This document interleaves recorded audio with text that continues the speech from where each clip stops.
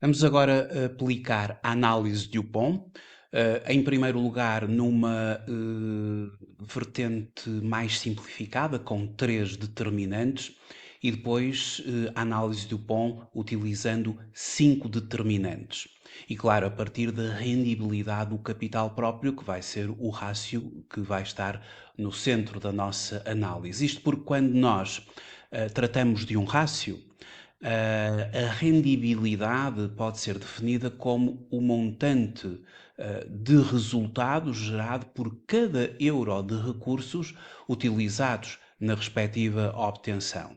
No seu numerador estará uma medida de resultado do período, e no caso concreto da rendibilidade do capital próprio, o resultado líquido do período, e no denominador, uma medida desses recursos. No caso concreto, o capital próprio. Numerador e denominador devem ter e devem ser consistentes entre si. Sabemos que o resultado líquido do período de uma empresa é pertença dos sócios ou dos acionistas, pois é aquilo que sobra do resultado bruto da entidade depois de remunerar, nomeadamente o fator trabalho, entre outros, através dos gastos com o pessoal, os próprios investidores, através do pagamento de juros, o Estado, através do pagamento do IRC, e a medida de recursos que lhe deve ser contraposta é o investimento efetuado pelos acionistas ou pelos sócios da empresa, ou seja, o capital próprio. A forma tradicional de calcular a rendibilidade do capital próprio, que é conhecida pelo Return on Equity, é dividir o resultado líquido pelo capital próprio. A rendibilidade dos capitais próprios vai medir a capacidade da empresa em gerar lucros através do investimento feito pelos acionistas, revelando quantos euros de resultado são obtidos por cada euro de capital próprio investido. Este indicador ele tem uma polaridade positiva. Ele indica a taxa máxima de remuneração obtida pelo investidor, que é o sócio ou o acionista. No fundo, corresponde também à taxa mínima admissível em oportunidade de investimentos alternativos. A análise de Dupont propõe-se fazer uma decomposição deste indicador, uma decomposição da rendibilidade do capital próprio em determinantes do mesmo indicador. E através da análise dessas determinantes, nós podemos propor de forma estratégia o aumento de cada uma delas, de uma ou de várias, de forma a que no final tenhamos uma elevação do próprio indicador. Mas vamos começar por analisar uma determinada empresa. Temos aqui as contas de uma empresa que tem como classificação de atividade económica 96.230, é uma cadeia de ginásios que opera aqui em Portugal, uma empresa já com 24 anos, portanto é uma empresa já madura.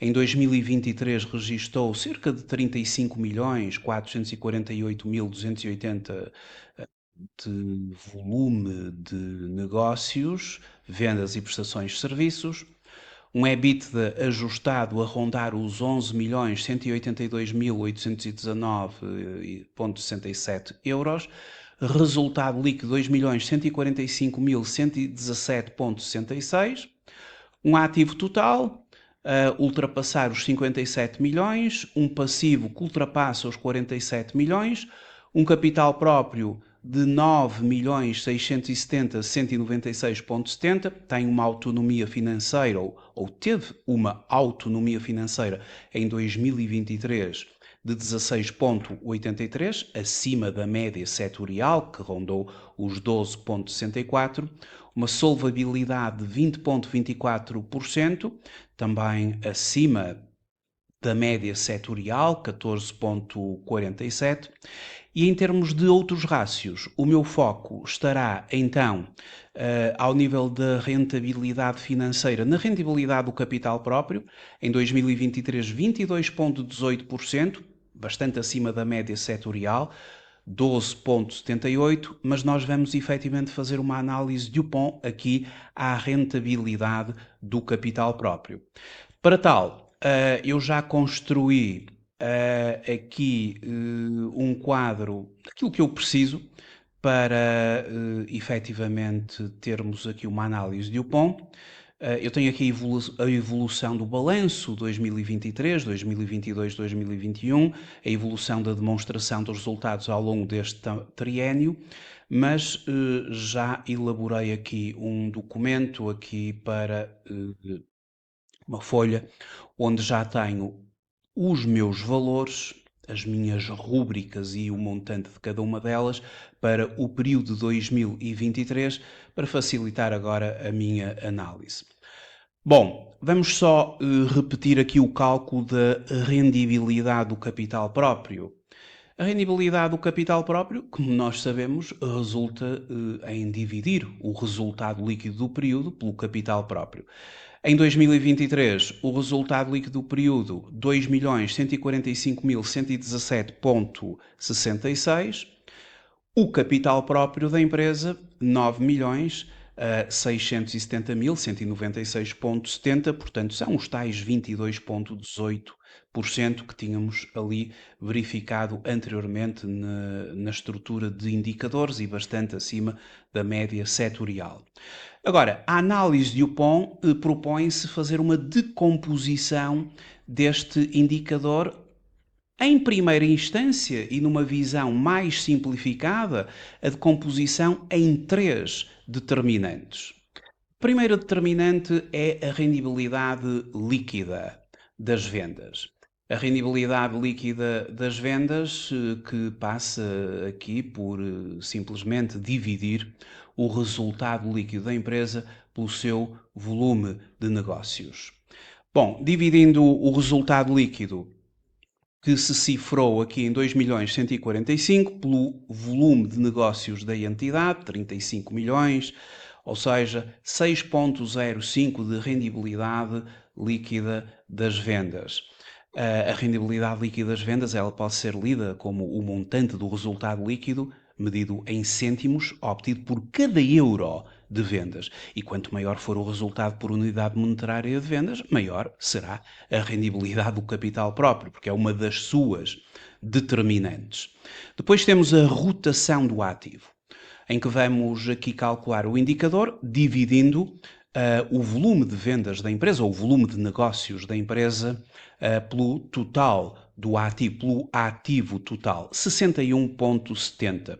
A rotação do ativo é um indicador de eficiência, em que a empresa utiliza, a eficiência com que a empresa utiliza os seus recursos. Se com um dado volume de ativos a empresa conseguir efetuar um maior volume de negócios, então isso contribuirá, obviamente, de forma positiva para a rendibilidade do capital próprio. Depois temos a questão da alavanca financeira, que é aqui a terceira determinante da análise de Dupont.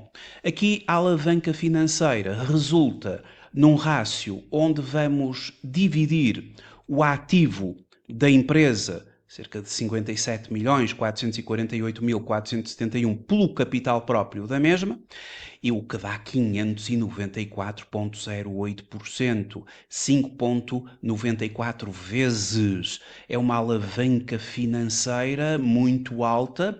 A alavanca financeira é um indicador de endividamento, de dívida. Quanto menor for a proporção do capital próprio a financiar o ativo, mais alavancada ou endividada a empresa está e maior tenderá a ser a rendibilidade do capital próprio, mas das 3 determinantes não é aquela que mais se aconselha. Vamos só fazer uma verificação. Multiplicando a rendibilidade líquida das vendas pela rotação do ativo, pela alavanca financeira, com efetivo a rendibilidade do capital próprio é de 22,18%. O produto das 3 determinantes resulta do indicador final. E, obviamente, temos agora de definir aqui um conjunto de estratégias para, futuramente, aumentar a rendibilidade do capital próprio, fundamentalmente pela área económica rendibilidade líquida das vendas, rotação do ativo, e não pela alavanca financeira, porque isto vai acarretar cada vez mais risco financeiro para a empresa. Uma outra vertente da análise de Dupont é a decomposição em 5 determinantes. E, portanto, isto vai nos permitir, efetivamente, uma análise mais robusta aqui e uma definição mais ampla de possibilidades estratégicas para elevar, no final, a rendibilidade do capital próprio.